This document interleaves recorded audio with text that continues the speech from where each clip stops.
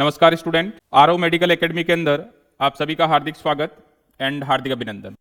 इस डायग्राम के अंदर देखने की कोशिश कीजिएगा कि लेनागू का मतलब क्या है।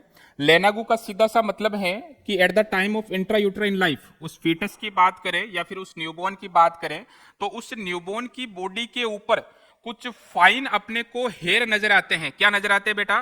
कुछ फाइन अपने को हेयर नजर आते हैं और इन हेयर को अपन क्या बोलते हैं? लेनागू बोलते हैं। क्या बोलते हैं? लेनागू। तो बच्चे की बॉडी के ऊपर इंट्रायूट्राइन लाइफ के दौरान और न्यूबॉर्न्स की बॉडी के ऊपर कुछ थिन या फिर अपन बोल सकते हैं कि फाइन या फिर हाइपोपिगमेंटेड, कैसे पिगमेंटेड बेटा? हाइपोपिगमेंटेड कुछ हेयर की ग्रोथ होती है और इस ग्रोथ को क्या बोलते हैं अपन? लेनागू बोलते हैं। लेनागू से भी क्वेश्चन आता है कि लेनागू क्या होता है। तो बच्चे की बॉडी के ऊपर कुछ अपने को हाइपोपिगमेंटेड फाइन हेयर देखने को मिलते हैं, जिसको अपन क्या बोलते हैं? लेनागू बोलते हैं। इसके अलावा वर्निक्स कैसियोसा क्या होता है?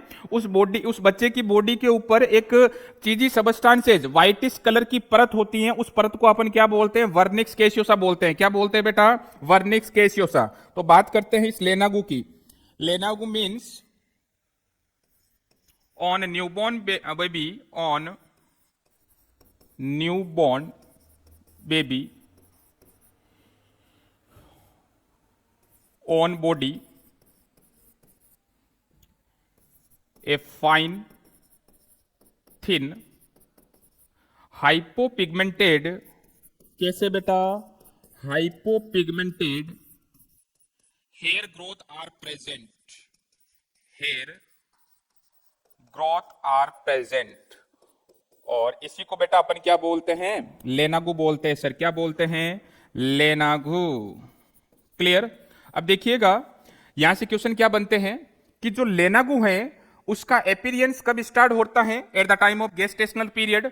कंप्लीट बॉडी को कवर कौन से गेस्टेशनल पीरियड में कर लेता है और धीरे धीरे ये लेनागू क्या होते हैं बेटा? सबसाइड होने लग जाते हैं, डिसअपियर होने लग जाते हैं। तो ये कौन से वीक में देखने को मिलते हैं? तो ध्यान रखिएगा, जैसे ही उस मदर का गेस्टेशनल पीरियड 16 वीक का होता है बेटा, कितना? 16 वीक का, तब इस लेनागू का एपीरियंस स्टार्ट होता है, यानी कि हेयर की ग्रोथ होना क्या होती है? स्टार्ट होती है। और जैसे ही गेस्टेशनल पीरियड 20 वीक तक पहुंच जाता है, कितने वीक तक? 20 वीक तक, तो ये लेनागू पूरी की पूरी बच्चे की बॉडी को कवर कर लेता है, यानी कि सब जगह अपने को हेयर की ग्रोथ देखने को मिलेगी, जो कि एक प्रकार के फाइन ग्रोथ है, हाइपोपिगमेंटेड है। कैसा है? हाइपोपिगमेंटेड है। इसके अलावा जैसे ही उस मदर का गेस्टेशनल पीरियड 30 वीक का हो जाता है, 30 वीक का हो जाता है, तो बेटा ये क्या हो जाते हैं? डिसअपियर होने लग जाते हैं। क्या होने लग जाते हैं? डिसअपियर। तो यहां से 3 क्वेश्चन बनते हैं कि हेयर की ग्रोथ कब स्टार्ट हुई, एंटायर बॉडी को कवर कब किया और धीरे धीरे ये डिसअपियर कब होने लग गए। तो ध्यान रखिएगा,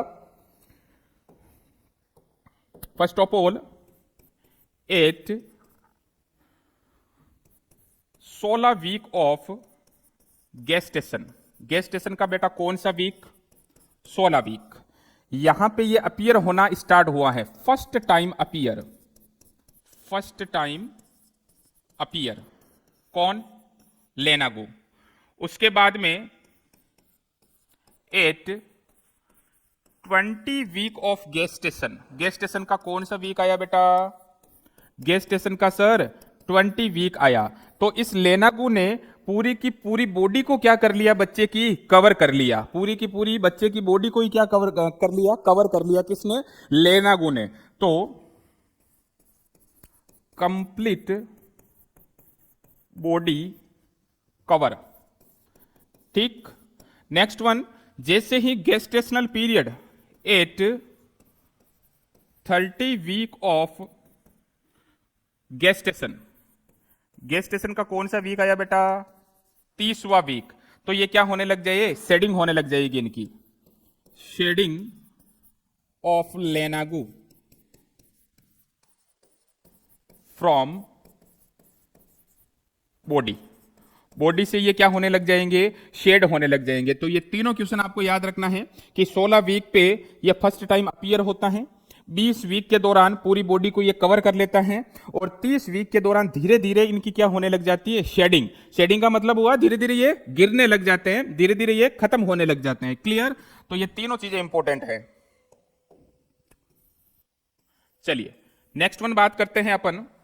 अब यहां से एक कॉन्सेप्ट अपन और निकाल सकते हैं कि सर जैसे जैसे उस मदर का गेस्टेशनल पीरियड बढ़ेगा वैसे वैसे लेनागू क्या होते जाएंगे, शेड होते जाएंगे, सबसाइड होते जाएंगे, डिसअपियर होने लग जाएंगे। यानी कि प्री टर्म बेबी के अंदर लेनागू का अमाउंट सबसे ज्यादा होता है। अगर किसी बच्चे की प्री टर्म डिलीवरी होती है तो सबसे ज्यादा लेनागू का अमाउंट होता है, और अगर कोई पोस्ट टर्म बेबी है तो लेनागू का अमाउंट क्या होगा, कम होगा, क्योंकि जैसे जैसे गेस्टेशनल पीरियड बढ़ेगा वैसे वैसे लेनागू शेड होता जाएगा। क्लियर।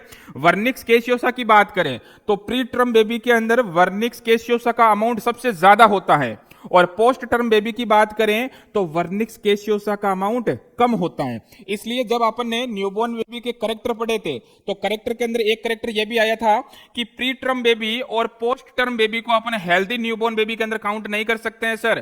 पोस्ट टर्म के अंदर इसलिए नहीं करेंगे क्योंकि उस बच्चे के बॉडी के चारों ओर वर्निक्स कैसियोसा एब्सेंट रहेगा सर, और जब वर्निक्स कैसियोसा एब्सेंट रहेगा तो उस बच्चे की बॉडी डायरेक्ट एमनियोटिक फ्लूइड के क्या होगी, कांटेक्ट में आएगी, और जब एमनियोटिक फ्लूइड के कांटेक्ट में आएगी तो उस बच्चे की स्किन कैसी हो जाएगी बेटा, पर्चमेंट लाइक। कैसी हो जाएगी, पर्चमेंट लाइक। या फिर उस बच्चे की बॉडी में रिंकल्स पड़ जाएंगे बेटा, क्या पड़ जाएंगे, रिंकल्स पड़ जाएंगे। तो नेक्स्ट वन ये लाइन लिख लेते हैं अपन,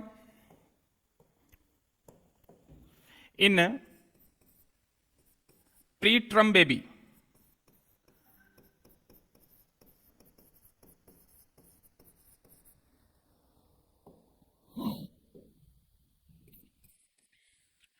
amount of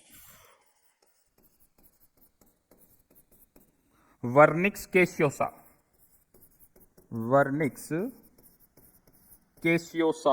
and लेनागू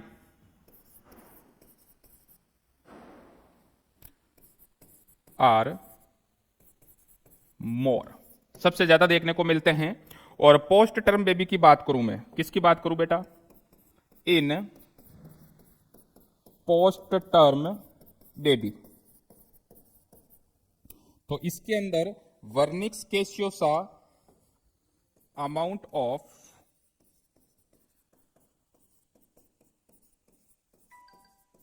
Wernicke's caseosa and लेनागू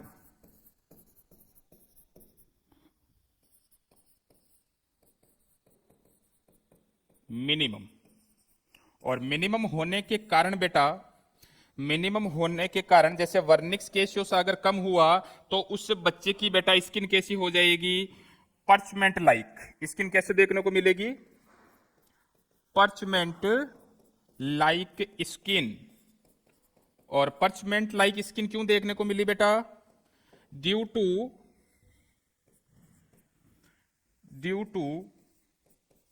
less amount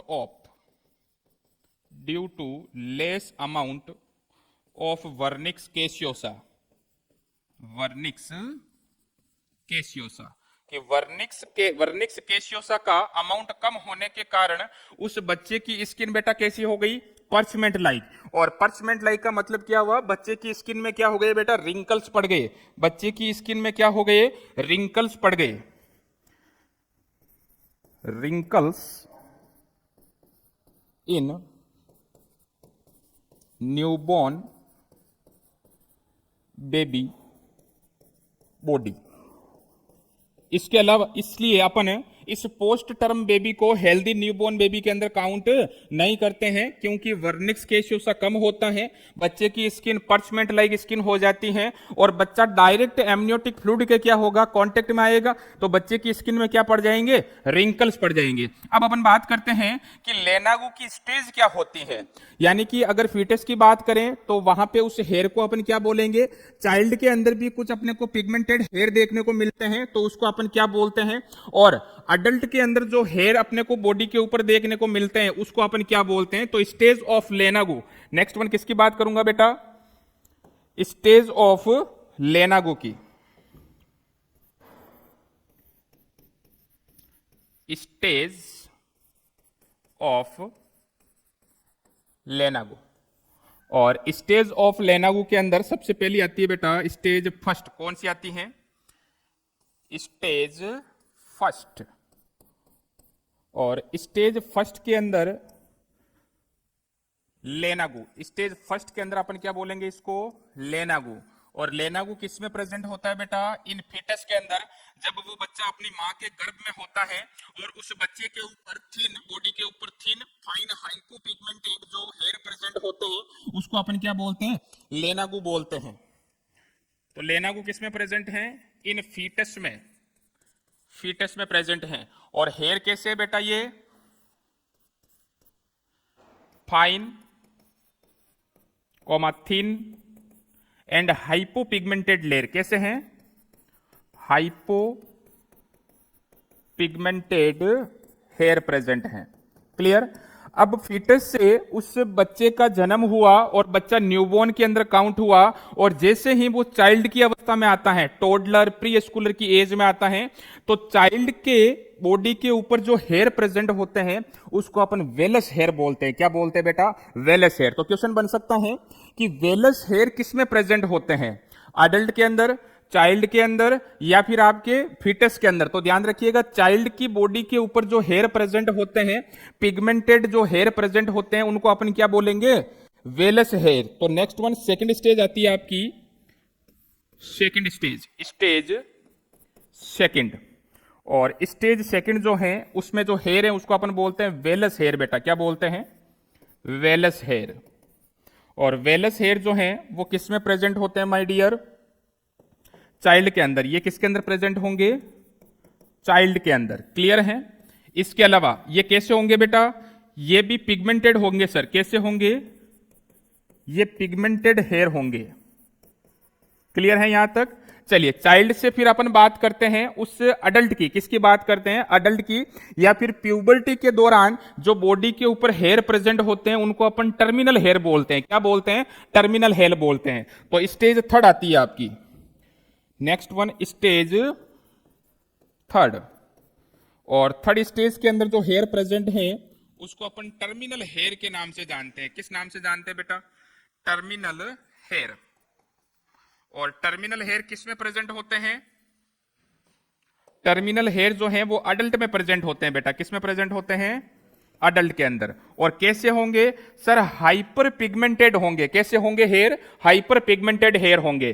तो अडल्ट के अंदर जो हेयर प्रेजेंट हैं ये हमेशा आपके हाइपर पिगमेंटेड रहेंगे। कैसे रहेंगे, हाइपर पिगमेंटेड। अब देखिएगा, हाइपर पिगमेंटेड हेयर चूंकि अडल्ट के अंदर प्रेजेंट है और इनका अमाउंट जो है वो डिपेंड करता है एंड्रोजन हार्मोन के ऊपर, जो कि अपन बोल सकते हैं कि एसएससी का हार्मोन है, सेकेंडरी सेक्सुअल कैरेक्टरिस्टिक्स का हार्मोन है। जितना ज्यादा एंड्रोजन उस अडल्ट के अंदर होता है उतने ही ज्यादा अपने को बॉडी के ऊपर क्या देखने को मिलते हैं, हेयर देखने को मिलते हैं। और जितना एंड्रोजन कम है तो बॉडी के ऊपर हेयर का अमाउंट भी क्या होगा, कम होगा। तो जो टर्मिनल हेयर है, जो आपके टर्मिनल हेयर है, इनकी जो संख्या है वो किसके ऊपर डिपेंड करती है, डिपेंड अपॉन एंड्रोजन हार्मोन। कौन सा हार्मोन बेटा, एंड्रोजन हार्मोन। ध्यान रखिएगा, अगर किसी पर्सन में एंड्रोजन बहुत ज्यादा रिलीज हो रहा है तो टर्मिनल हेयर का अमाउंट भी ज्यादा होगा। और अगर किसी पर्सन में एंड्रोजन हार्मोन कम सिक्रीट हो रहा है तो हेयर का अमाउंट भी क्या होगा बेटा, कम होगा। तो ये हो गया आपके लेनागू के बारे में।